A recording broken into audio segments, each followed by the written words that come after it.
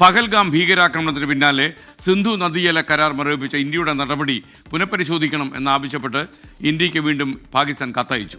ഇന്ത്യയുടെ ആശങ്കകൾ പരിഹരിക്കാൻ തയ്യാറാണെന്ന് പാകിസ്ഥാൻ വ്യക്തമാക്കുന്നു. എന്നാൽ കരാർ മരവിപ്പിച്ച നടപടി തുടരുമെന്നും നിലവിൽ ചർച്ചകൾക്ക് താല്പര്യമില്ലെന്നും വിദേശകാര്യ മന്ത്രാലയം പ്രതികരിച്ചു. ആർ അച്യുതൻ ഡൽഹിയിൽ നിന്ന് വിവരങ്ങളുമായി ചേർന്നു.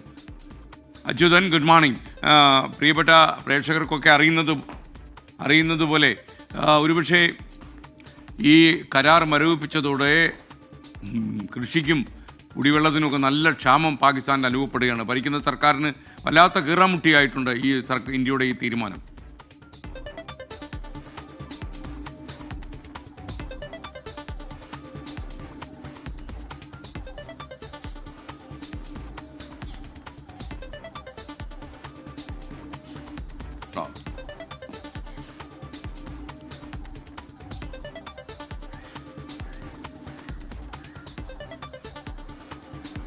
ഓക്കെ,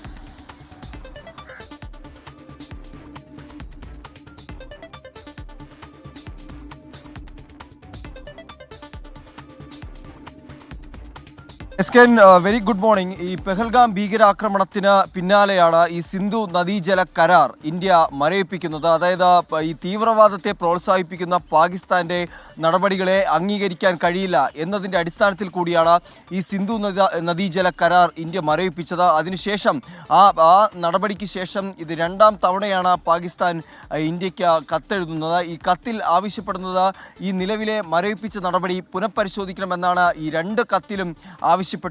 ഇതിന് മുൻപൊരു കത്തയച്ചതിലും ഇക്കാര്യം തന്നെയാണ് വ്യക്തമാക്കിയിരുന്നത്. എന്നാൽ നിലവിൽ അവസാനം നൽകിയിരിക്കുന്ന കത്തിൽ മറ്റൊരു കാര്യം കൂടി പറയുന്നുണ്ട്.